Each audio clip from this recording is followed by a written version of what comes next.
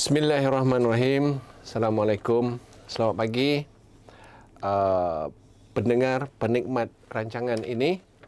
Bersama-sama saya kali ini ialah Puan Junaidah Ameng, seorang penulis Sarawak yang menghasilkan beberapa buku yang mungkin belum kita ketahui atau sudah kita ketahui. Tapi untuk seterusnya saya kira dengar penerangan beliau. Puan, boleh perkenalkan diri serba sedikit? Terima kasih. Bismillahirrahmanirrahim. Assalamualaikum, salam sejahtera dan selamat pagi. Saya Junaidah Ameng, panggilan biasa Jun. Saya berasal dari Bandar Kuching, kawasan Petrajaya. Sekampung. Saya dibesarkan di kampung Surabaya Hilir. Oh, Surabaya Hilir. Saya dan kerjaya awalan saya seorang pendidik. Saya pernah menjadi guru tadika Anda Jabatan Perpaduan Negara selama 11 tahun. Oh. Selepas itu saya berhijrah ke UNIMAS dan saya bertugas dekat UNIMAS lebih daripada 20 tahun. Dan saya bertugas sebagai pegawai khidmat pelanggan. Tujuan saya menulis, saya rasa terpanggil untuk menulis kerana pertama, saya menulis kerana Allah, kerana agama, bangsa dan negara. Wah, sangat murni. Alhamdulillah. Dan ke arah misi kemanusiaan. Perjuangan misi kemanusiaan. Saya jadikan dunia penulisan saya sebagai gelanggang ke arah pembangunan insan budaya ilmu, ke arah misi kemanusiaan sebagai ladang ibadah. Ya, ya. Itulah wawasan saya sebagai penulis. Alhamdulillah. Jadi saya mula berkarya pada tahun 2003 dan semestinya saya diselubungi rasa minat yang amat mendalam tentang penulisan puisi. Oh, bagus. Saya meminati penulisan puisi. Seterusnya, saya juga meminati penulisan ke arah ilmiah. Ke arah ilmiah yang secara ringan-ringan pada awalannya. Kemudian saya terus menghantar tulisan saya kepada pihak pesada UNIMAS dalam bentuk tulisan ilmiah dalam bentuk rencana kepada bulletin UNIMAS iaitu pesada. Pesada itu tahunan atau setiap tahun satu atau setahun dua kali atau? Kalau tak silap saya setahun dua kali. Kalau tak silap saya. Jadi sebagai warga UNIMAS, saya rasa itulah sumbangan saya kepada pihak universiti dalam konteks penulisan. Tapi UNIMAS juga sedar bahawa naskah itu perlu sampai ke Perpustakaan Negeri Sarawak setiap keluaran. Berkemungkinan. Dikawal oleh Ordinan Negeri Sarawak itu wajib. Kalau tidak, dia melakukan satu kesalahan berdasarkan Ordinan Penerbitan. Benar, ini benar. Tak apa, itu di luar kisah kita. Tapi untuk makluman pendengar bahawa setiap penerbitan yang demikian, walaupun dia majalah dalaman, contohnya majalah UNIMAS, dia satu naskah perlu, 5 naskah perlu sampai ke Pustaka Negeri Sarawak sebenarnya. Okey, silakan teruskan. Terima kasih. Saya berterima kasih kepada pihak Dewan Bahasa kerana pihak Dewan Bahasa juga sudi menyiarkan puisi saya ke Dadak Akhbar beberapa kali. Ruangan Wadah Bahasa dan Sastra atau YIIB? Dia ada 2 ruangan kalau di Sarawak. Wadah, kalau tak silap saya Wadah Sastra. Wadah Bahasa dan Sastra setiap hari sekarang Rabu dan Khamis. Tapi bagus. Maksud saya pada tahun yang berkenaan, zaman yang agak sudah jauh berlalu. 20 tahun lepas. 20 tahun lepas. Jadi saya rasa terharu kerana pihak Dewan Bahasa sudi menoleh dan menyiarkan puisi saya di Dadak Akhbar. Alhamdulillah, bagus dan ada bayaran. Sedikit-sedikit. Dan saya rasa teruja hari ini tanpa saya duga moderator yang di hadapan saya ini merupakan moderator yang sangat saya minati dalam bidang penulisan. Dan saya terharu kerana melalui seorang kawan Cikgu Ahis Sarok telah memberi komentar secara positif mengenai penulisan saya tentang puisi Arti Merdeka. Saya tidak berkesempatan membaca akhbar, tetapi atas keterujaan ibu kepada kawan saya dekat Unimas, dia sanggup mencetak akhbar berkenaan dan diserah kepada saya dengan harapan saya membaca. Komen terhadap puisi tadi dalam Wadah Bahasa dan Sastra. Puisi Arti Kemerdekaan. Arti Kemerdekaan. Jadi dari detik itu saya teringin untuk face to face dengan pengulas. Maka bertahun situasi ini saya pendam dalam diri. Rupanya dengan adanya kehadiran temu bual pada hari ini, bertemu pula, Allah izinkan kita berjumpa di sini. Alhamdulillah. Itulah di antara. Nanti masuk persatuan yang bakal diusahakan itu, nanti kita sama-sama jual buku. Terima kasih Encik Isarok kerana telah memberi komentar yang positif tentang penulisan puisi saya. Artinya puisi itu sudah sangat bagus. Terima kasih. Kalau tidak, takkan saya kata bagus kan. Sebab saya jenis pengulas yang orang gerun, orang takut. Itu dulu, sekarang tak ada kot. Jadi dengan adanya komentar positif itu telah memberi motivasi kepada saya untuk terus menulis. Bagus, Alhamdulillah. Jadi sebelum itu saya cuma menulis secara ringan-ringan di Dadah Akhbar, dekat majalah Pesada Unimas. Tiba satu detik saya terasa terpanggil untuk mendikombinasikan buku puisi. Maka saya kumpul semua puisi yang telah saya hasilkan untuk dibukukan seperti ini. Maka terbitlah antologi puisi dan cerpen Tautan Lembayu Senja. Wah, cantik. Bunyinya pun bunyi puisi. Dengan tujuan supaya memberi peluang kepada generasi baru dapat membaca apa yang telah disiarkan pada masa-masa yang telah berlalu. Siapa terbitkan? Ini diterbitkan oleh pihak infografik, di mana waktu itu dananya adalah daripada Yayasan Sarawak. Oh, ya. Masa Dato' Amar Adnan Satem dia mengumumkan beberapa kali bahawa sesiapa yang nak mencetak buku, ada Yayasan Sarawak, ada memberi peruntukan itu. Saya tak pasti berapa banyak untuk seorang penulis atau sebuah judul, tapi memang ada. Jadi saya bersyukur kepada Allah, dengan izin Allah, mantan Ketua Menteri kita, Datuk Seri Datuk Adnan Satem telah begitu prihatin memberi sokongan dana kepada saya. Alhamdulillah. Untuk dihasilkan buku ini. Saya mohon tetapi tak dapat. Entah apa nasib berbeza kita kan. Tapi tak apa, tahniah. Jadi saya telah memberi pendedahan kepada Datuk di ketika itu. Tujuan buku ini adalah untuk ke arah misi kemanusiaan. Jadi perjuangannya ke arah itu. Jadi mungkin Datuk terfikir untuk memberi kerjasama yang lebih jitu. Jadi boleh disebut tak jumlah wang yang diberi ketika itu untuk sebuah buku? Untuk sebuah buku, menurut kawan saya sepatutnya 15,000.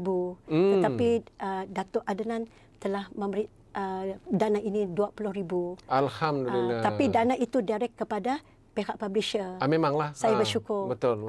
Supaya publisher itu dapat manfaat. Jadi maka dicetak berapa buah antologi ini? Saya difahamkan oleh pihak yayasan 1,000 naskah. Jadi puan dapat berapa buah? Jadi 1,000 naskah.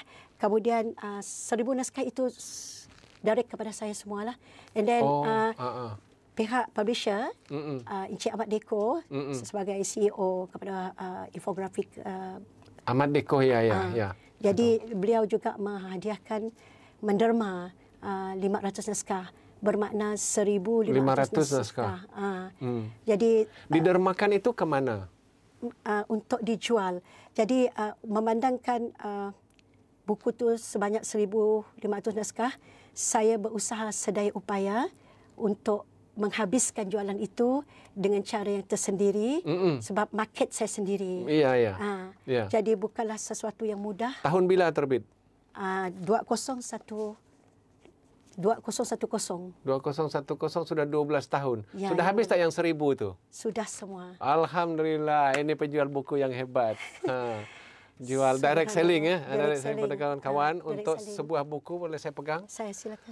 Ini sebuah buku setebal 189, lebih kurang 200 lah termasuk cover kan. Dijual pada harga?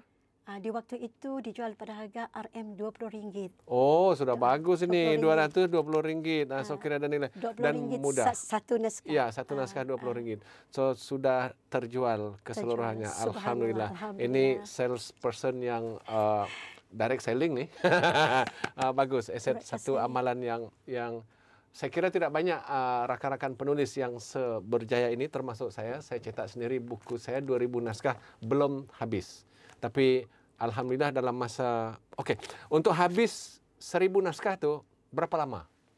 Saya rasa memakan masa berbulan jugalah, lebih kurang 6 bulan. Tidak sampai 1 tahun. Tak. Pasti luar biasa hebat.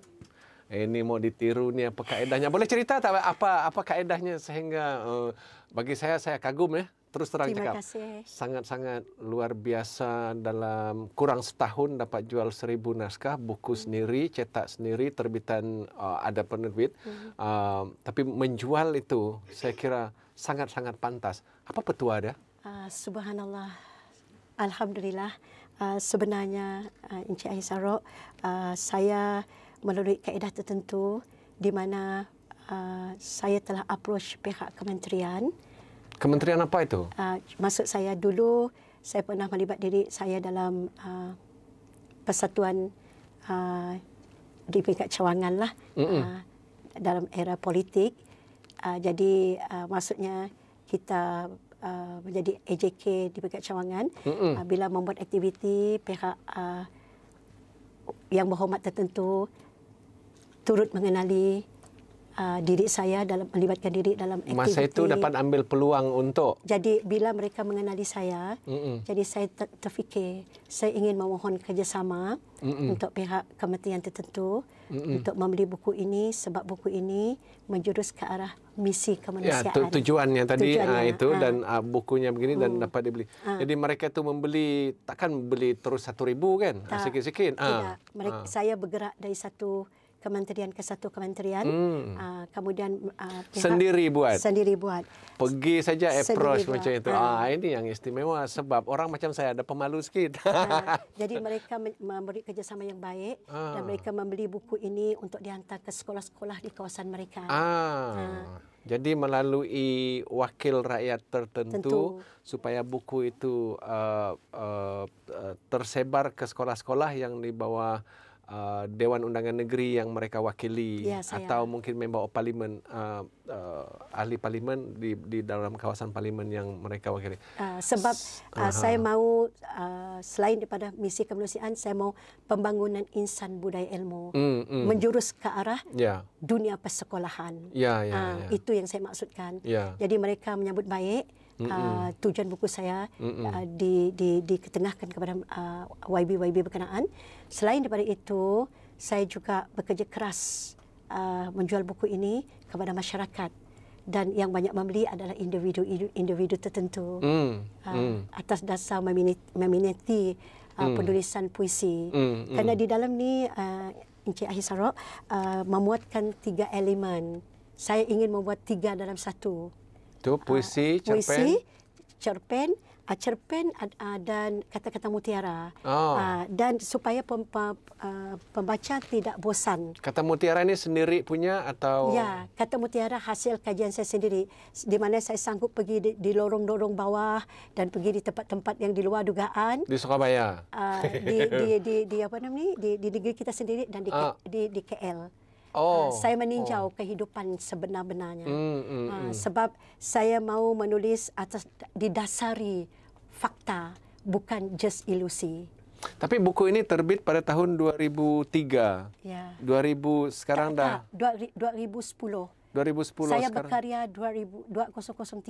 2003, 2010 baru terbit bukunya. Saya. Sampai ke 2022, 12 tahun. Ya, buku yang selanjutnya? Buku itu. Buku yang ketiga? buku ketiga insya-Allah akan menyusul. Tetapi sudah bermula. Masa ini kira 60%. Oh, tidak lama lagi itu. Tetapi buku ketiga itu adalah merupakan buku ini. Ada sebabnya.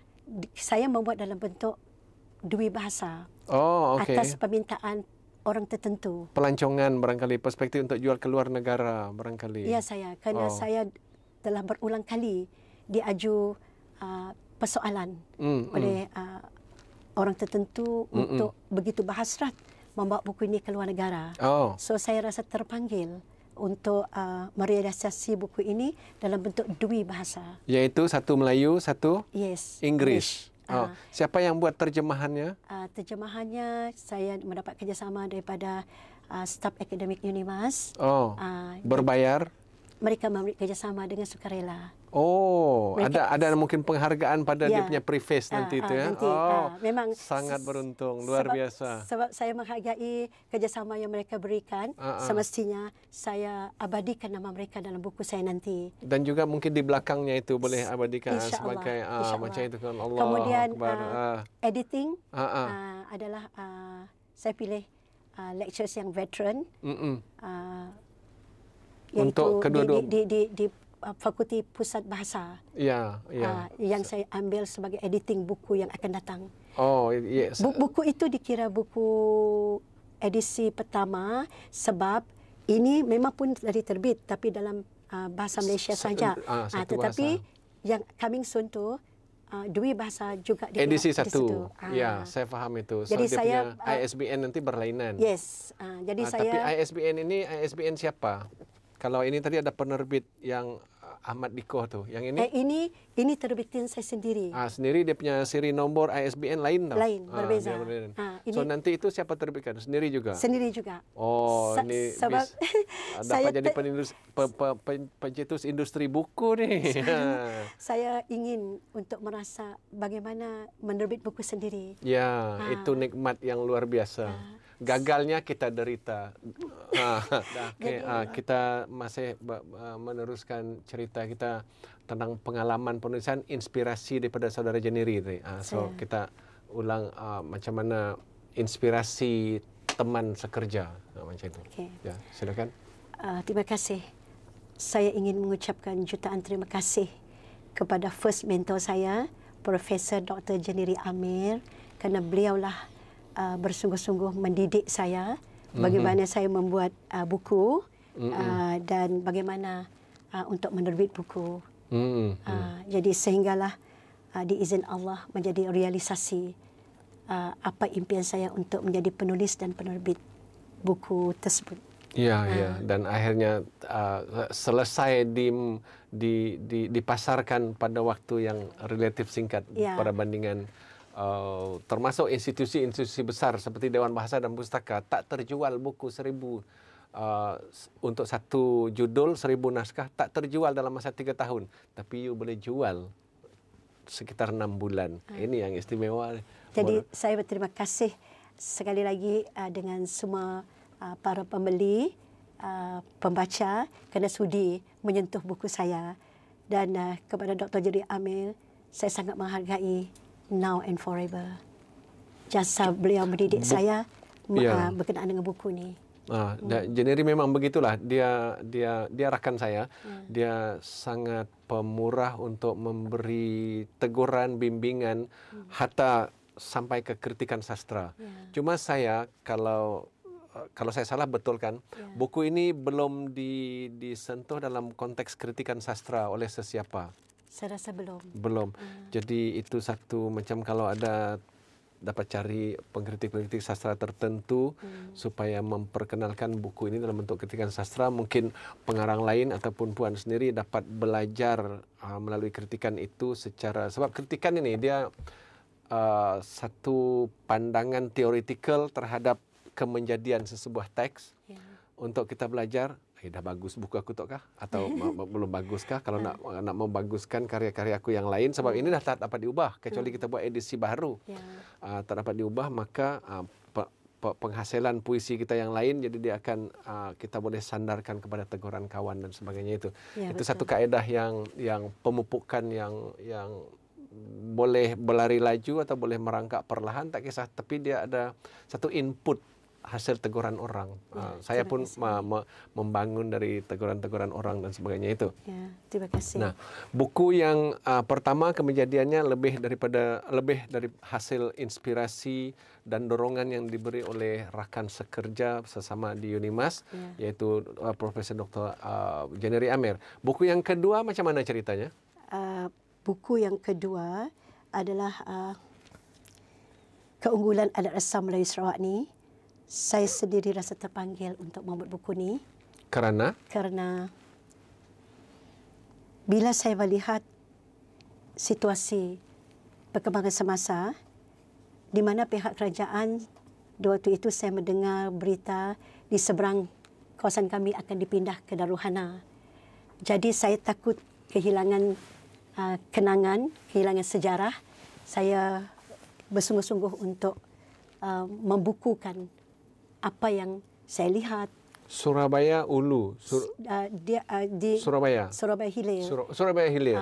Kan kami akan diwartakan untuk dipindahkan oleh pihak kerajaan di tempat yang dirasa sesuai oleh pihak kerajaan di Daruhana.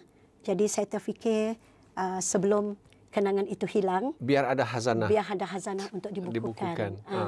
Dan buku ini juga saya rasa sangat perlu untuk memberi pendedahan kepada generasi baru agar mengenal arti sejarah bangsa melalui adat resam mereka. Keunggulan adat resam Melayu Sarawak. Sebab jangan kerana kealfaan anak bangsa sendiri kita mengalami kepedihan yang panjang kerana kehilangan sejarah. Adat resam. Antara kandungan dia apa? Banyak elemennya. Kandungannya antaranya berkenaan dengan peta Sungai Sarawak, panorama Sungai Sarawak, cantik. Tempat-tempat ibadah. Tempat-tempat ibadah itu masjid-masjid surau. Di Surabaya aja atau di kawasan Petrajaya? Di kawasan dari Kampung Boyan sampailah Kampung Surabaya yang dapat dimuat. Di sebelah hilir Astana Negeri. Sampai Bintawak lah. Tak sampai Bintawak sebab Surabaya aja. Setakat yang dapat diambil lah sebagai contohnya. Kemudian babnya juga adalah termasuk bedok yang ada dalam surau tu, peranan bedok. Kemudian adat resam menangguk di hari raya. Adat resam menangguk. Adat resam menangguk di hari raya. Okey. Menangguk ya bukan cari envelope kah? Bukan. Menangguk maksudnya suasana hari raya kan ketika di dalam masjid adat resam yang unik. Betul. Tapi yang diketahui ialah orang minta envelope hari raya nak. Itu masyarakat moden. Yang menangguk itu sangat-sangat informatif. Jadi kesan daripada adat resam itu mendatangkan macam ni kan, mendatangkan keunikan dan kesan yang mendalam kepada semangat kekitaan. Ini yang perlu diketahui. Perpaduan. Faedah membaca buku ini. Masih ada dijual? Dah habis. Kalau ada masyarakat nak setelah mendengar rancangan ini? InsyaAllah. Pada yang ada dua bahasa tu. Berpeluanglah. Target terbit bila? Tahun depan? InsyaAllah. Cepat-cepatlah, banyak pembeli ni nanti dia minat nak menangguk masa Aidilfitri. Jadi adat resam menangguk ni sekarang hampir pupus. Tidak semua masjid atau surau ada lagi pada zaman moden ini. Kalau ada pun dia punya tabung tu berjalan ada roda di bawah ni. Atau macam solat Jumaat masih ada masjid yang mengamalkannya, dia berjalan macam itu. Betul. Tapi itu bukanlah asal. Betul. Yang asal ini adalah ini. Adat resam Melayu. Aidilfitri ada 3 kan? Ya, ada 3 tangguk tangguk. Ada 3 tangguk. Jadi kita melihat orang memakai baju Melayu dengan kain palikat kan, diikat, kemudian dia akan kalau solat Jumaat 1 orang yang tangguk. Kalau Aidilfitri 3. Aidil Adha pun 3 saya ikut. Adat resam ni sangat unik. Sekarang dah tak ada. Oleh kerana hampir pupuslah saya berusaha untuk menulis adat resam ini dalam buku ini agar generasi baru Gen Y mengenali. Sebab kita ini Encik Ahisarok berada di 2 zaman. Benar. Zaman kita ialah zaman pertengahan klasik dan moden. Kita berpeluang untuk menikmati dan mengenali adat resam ini. Tapi Gen Y tidak berpeluang. Melalui pembacaan buku ini memberi pendedahan kepada mereka. Ada masjid tertentu dia yang bergerak beroda tadi pun dah tak ada. Kalau nak beri sumbangan nun di muka pintu. Dia macam itu. Tapi keseronokannya bila kita memberi derma melalui adat rasam menangguk ni, begitu ikhlas lahir dalam naluri kita.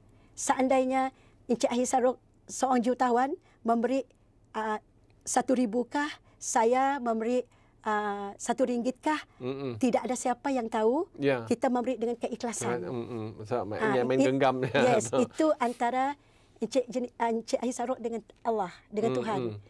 Dan kenikmatannya hanya kita saja yang dapat merasa keseniannya.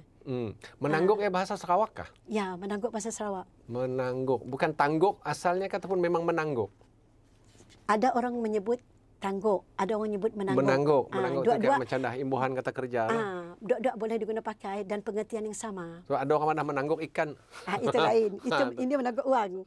Jadi hasil kutupannya kan untuk ke arah masjid, tabung masjid, untuk kebajikan. Tujuannya memang macam itulah. Dan untuk ibadah punya aktiviti. Saya tertarik kepada perkembangan semantik maksud tangguk tadi. Menangguk ikan dan menangguk di surau ni. Cantik tu. Dan kemudian elemen-elemen yang lain kita paparkan keadaan suasana hari raya, sambutan hari raya di masjid, kemudian macam mana kita balik daripada surau di masjid pergi ke tanah perkuburan, hubungan orang hidup dengan orang yang telah meninggal dunia, kita paparkan macam mana di hari raya. Kemudian kita juga dapat melihat di sini bagaimana perbezaan hidangan adat rasam Melayu Sarawak, cara sambutan dan banyaklah elemen-elemen yang dikira menariklah. Kemudian termasuklah penghasilan tudung keringkam oleh si pemiliknya. Kemudian orang Surabaya. Tak, ini Kampung Lintang. Di kampung di kampung berdekatan dengan kampung Haji Mentaim. Seberang. Kampung, jadi bagi orang Petrajaya itu kampung seberang. Ya, kampung seberang. Oh, gitu. Jadi kampung berkenaan adalah saya difahamkan banyak. Orangnya masih ada? Masih ada. Saya direct menemu buang kepada orang yang membuat tudung keringkam ni. Nanti boleh terbitkan satu buku judulnya Keringkam aja. Itu tak mustahil kan? Sebab banyak jenis keringkam, macam mana prosesnya dan sebagainya. Informatif tu. Kemudian proses penghasilannya dan pencapaian yang ada pingat ya? Pencapaian yang diraih oleh dia pingat apa? Kerajaan negeri kah? Kerajaan negeri. Oh, bagus itu. Yayasan Sarawak. Kemudian bagaimana malam Tujuh Liko perlu dikenali. Sekarang sukar untuk didapati kan. Semakin tiada. Kemudian hiasan rumah hari raya. Kemudian ini adalah gambar yang kita ambil semasa Majlis Hari Raya di Deta Unimas. Termasuk juga sebelum tu saya juga memuatkan acara bertuntung. Gambar ini diambil sendiri? Diambil sendiri. Dengan kamera yang khas kah atau kamera handphone aja kah? Kamera khas. Kamera khas. Kemudian maksud puan memang ada kamera? Ada. Beli sendiri, miliki sendiri. Sekarang masih boleh digunakan? Alhamdulillah. Luar biasa. Jadi ini cuma gambar bertuntung ni saja yang sumbangan kawan saya lah. Sebab saya ingin memperkenalkan, ini saya sendiri yang ambil. Kemudian ini adalah hadiah daripada kawan. Agar dapat dilihat bagaimana di sebuah kampung dekat luar bandar masih mengamalkan adat rasam ini. Itu pun dalam keadaan tertentu saja. Saya pernah diberi hadiah sebuah buku kek di kampung Sebandi Matang. Yang memberi saya itu Pustaka Negeri Sarawak. Jadi saya kira kalau kek itu dapat jadi sebuah buku tebal, lebih kurang sama tebalnya itu, apa salahnya keringkam sebuah buku? Contoh Sarawak ada sih menenun kain yang bukan tudung. Contohnya kain tapeh, kain songket ada, atau pelekat. Kalau ada itu, setahu saya kain songket. Yalah, itu boleh jadi sebuah buku. Dan ini saya perlu mempamerkan di mana setiap tahun di Unimas bila hari raya di Deta telah menggabung jalinkan ada dua resam bangsa, Iaitu bangsa Melayu dan bangsa orang Dayak. Begitu raya gawai lah ni. Kumang Raya. Kumang Raya. Cantik. Jadi NAB Chancellor kita berkenan untuk mengadaptasi setiap tahun adat resam ini. Pada pandangan saya begitu menarik. Sayangnya kalau satu gambar tu satu muka surat ada caption lagi kan lebih cantik. Captionnya ada dekat di halaman depan. Cuma saya menjimatkan ruang. Saya ambil gambar secara menyeluruh. Dan captionnya di sini lah.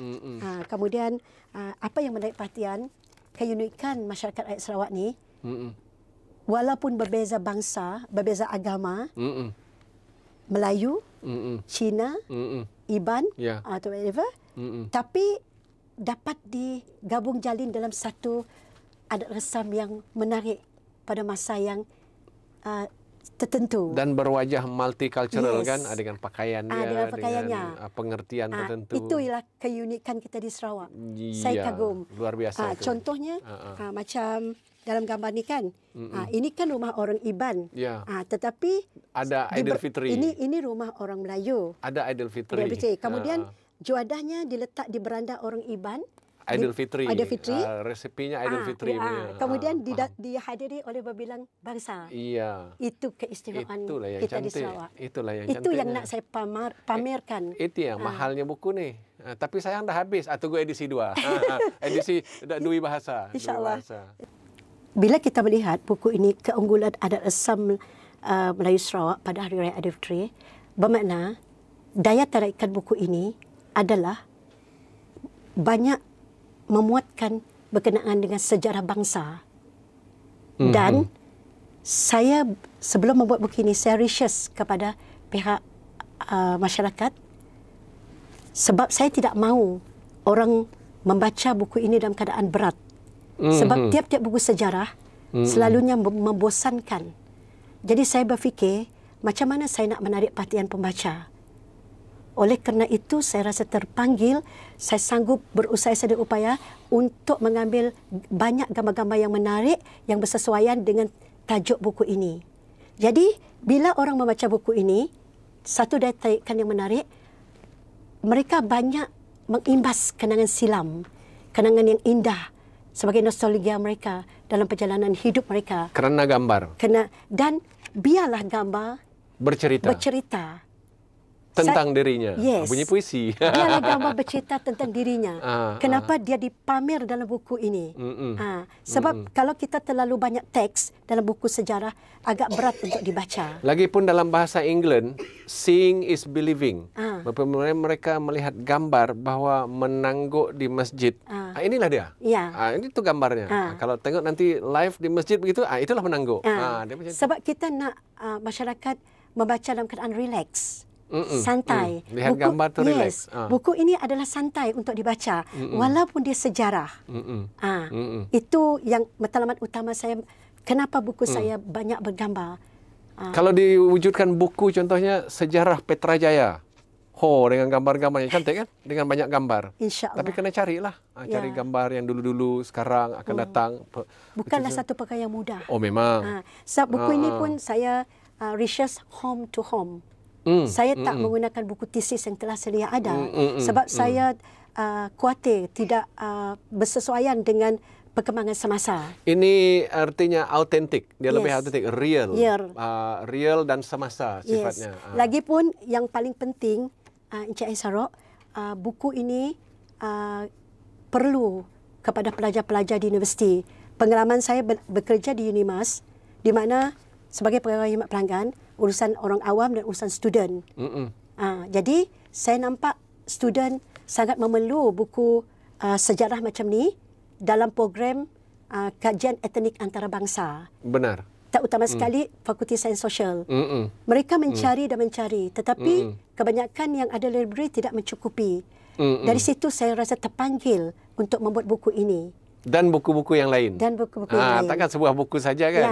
Dan buku ini juga pihak student daripada Fakulti Sains Konektif dalam bidang kaunseling, kerana buku ini intisarinya kemanusiaan, ketuhanan, maksudnya kemasyarakatan, kehidupan.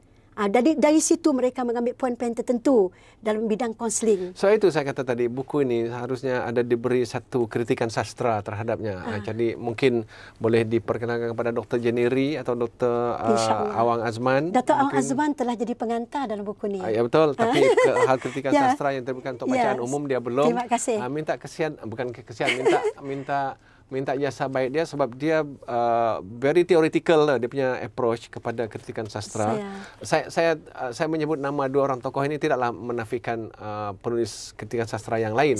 Contohnya macam pensyarah yang sekarang ada di situ, Dr. Dilah Tuah pun rasanya dapat diminta pertimbangan beliau untuk mengetengahkan naskah yang bagi saya manfaatnya besar kalau diperkatakan dan orang jadi lebih tahu dan lebih dapat memanfaatkannya. Dan perlu juga saya maklumkan, buku ini kan saya dah kata tadi 3 dalam 1. Puisi, cerpen dan kata mutiara. Jadi saya berterima kasih kepada Puan Razimah kerana telah menyumbang beberapa buah cerpen untuk digabung jalin dalam buku ini dengan satu tujuan perjuangan kami ke arah misi kemanusiaan. Demikian juga Allahyarham Dr. Hajar Nurehah juga menyumbang beberapa buah puisi. Artinya dia jadi antologi ini kerana ada sumbangan 3 orang pengarang untuk 3 genre di sana, puisi, cerpen dan mutiara. Jadi tapi kata-kata mutiara saya seorang. Jadi puisi kami menggabung jalinkan, termasuklah puisi-puisi yang pernah dihadiah oleh kawan-kawan tertentu. Saya menghormati puisi mereka, maka saya gabung jalin dalam dalam buku ini. Tapi di bawah setiap puisi itu ada nama mereka lah. Jadi itu satu macam penghargaan. Satu penghargaan, kedua pencarian maklumat nanti. Dia puisi itu oleh siapa? Dia gitu. Jadi itu yang saya dapat muatkan. Jadi saya bersyukur kepada Allah kerana dengan izin Allah telah berjaya merealisasi misi kemanusiaan. Kira ini buku kreatif? Penulisan kreatif. Penulisan kreatif yang kedua bila agak-agak? Itu saya tak pasti. Saya tak berani untuk berjanji pada keadaan dan waktu atas sebab-sebab tertentu. Jadi perlu saya memaklumkan kepada sesiapa yang pernah membeli buku ini, sudi membaca. Jadi hasil jualannya Encik Aisarok telah saya hantar kepada semua pesakit kanser. Alhamdulillah. Di tabung makna kanser. Maksudnya hasil jualan untungnya. Saya telah hantar kepada tabung makna kanser dan pesakit kanser home to home, sama ada di negeri Sarawak maupun di Semenanjung. Di Semenanjung kita telah mengantar dekat persatuannya, tabung makna kanser di pejabatnya. Kemudian di negeri Sarawak, persatuan kanser kanak-kanak juga kita pergi ke tempat pertubuhannya. Jadi kita telah menyerah kepada chairmannya. Kemudian home to home kita telah memberi secara direct lah kepada pesakit kanser. Penulis luar biasa. Kemudian perlu dimaklumkan juga kepada pembeli agar mereka merasa berpuas hati di mana hala tuju wang yang mereka sumbangkan untuk membelikan itu perlu dimaklumkan. Jadi selain daripada pesakit kanser yang kita salurkan bantuan kewangan melalui penjualan buku ini, maka kita telah salurkan juga kepada pesakit-pesakit AIDS. Okey. Pemanfaatnya dia pelbagai dan banyak. Kanak-kanak sakit AIDS dan wanita sakit AIDS. Kita dah serahkanlah. Alhamdulillah. Banyak pemanfaatnya. Jadi bermakna pembeli turut menyumbang dan pembelian yang bermakna. Ya, benar itu. Dan memanjangkan sumbangan PHI Yayasan Sarawak juga kan? Ya Puan. Saya kira penulisan ini bukanlah satu kerja yang mudah kan? Ya, saya. Apa nasihat Puan kepada orang yang ingin menulis, orang yang belum menulis atau pelajar sekolah atau penulisan ni apa dan penulisan ni apa nikmat dia? Silakan. Terima kasih. Bagi saya bukan mudah untuk menulis, itu satu yang realiti. Jadi menulislah dengan mata hati. Menulislah dengan mata hati, jagalah jari. Di mana di akhirat nanti kita akan diselidiki. Lakukanlah penulisan yang memberi kesan yang sangat positif kepada agama, bangsa dan negara. Jadi penulisan lahir dengan ilham yang tersendiri melalui pengalaman hidup seorang penulis. Kemudian apa yang dilihat di sekelilingnya, apa yang didengar, apa yang dialami adalah sesuai untuk diadaptasi dalam bidang penulisan. Dalam arti kata penulisan yang bermakna. Berusahalah untuk menulis dengan sebaik mungkin agar penulisan dapat dimanfaatkan untuk semua masyarakat. Dan kata seorang pendefinisi tulisan bahawa puisi itulah kata-kata terbaik dalam susunan terbaik. Samuel Taylor Coleridge nama dia, orang England kot. Dia kata puisi ialah poems is best words in the best order. Lebih kurang mafhumnya barangkali dalam bahasa Nusantara. Kata-kata terbaik dalam susunan terbaik. Jadi menyusun puisi itu sendiri dari segi, bukan saja dari segi tujuan ya, untuk memilih kata terbaik dalam susunan terbaik dengan bunyi yang terindah itu saya kira satu cabaran. Bukan saja seronok bermain gadget, tapi dalam gadget itu biar ada benda yang indah. Ya, sebab yang indah akan jadi ada daya tarikan. Benar. Ada nasihat tak macam mana nak mula menulis sebenarnya? Ada orang kebetulan saja. Ada orang kata orang lain suruh. Ada orang kata aku memang berniat, aku inilah tujuan aku. Ada orang kata sebelum aku mati aku nak tinggalkan ini. So, apa nasihat Puan? Bagi saya setiap yang kita lakukan berpaksi kepada keikhlasan. Jika kita menulis dengan keikhlasan apa yang nak disampaikan, insya-Allah ilham akan datang dengan tersendiri.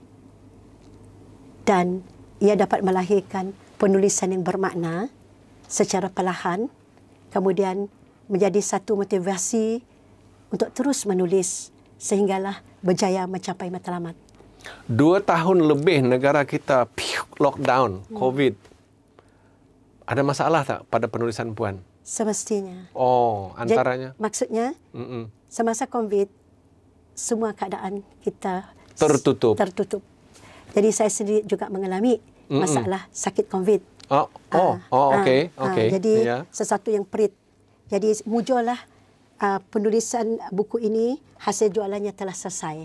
Alhamdulillah. Cuma proses untuk membuat buku dua bahasa mengalami masalah tergendala dalam jangka masa yang panjang. Sebab itu buku dua bahasa tergendala dalam keadaan yang menyedihkan saya juga atas kekangan-kekangan masalah penyakit. Jadi kita terima dengan redha. Tapi masih berterusan? Masih berterusan. Dan dijangka akan siap bila tu? InsyaAllah. Tahun ini? Tahun 2023. 23 tahun depan. Kerana banyak orang menunggu tu. Kerana sebab saya telah bersara, saya telah cuba menulis buku dua bahasa tu. Saya terus menulis. Selesai buku ini kan dalam bahasa Malaysia, saya terus menulis dalam dua bahasa, dalam bentuk draftnya. Kemudian sampailah dilanda oleh COVID, usaha saya tergendala. Dan bila COVID telah reda sekarang, saya memulakan lagi usaha saya harus untuk membara menulis. semula. Itu adalah untuk seterusnya lah. Ada pesanan lain kepada masyarakat pembaca, masyarakat pengguna buku, masyarakat pencari ilmu dan sebagainya secara umum, Puan? Terima kasih. Lakukanlah penulisan. Sekali lagi saya nyatakan, menulislah dengan mata hati. Gelora keadaan yang melanda dunia, menulislah dengan mata hati yang ikhlas.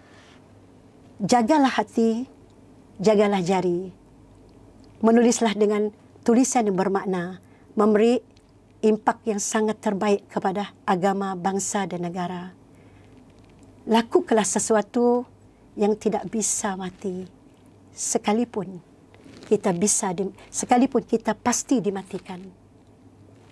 Amin ya Allah, insya-Allah. Terima kasih Puan. Kita jumpa lagi pada waktu dan kesempatan yang lain.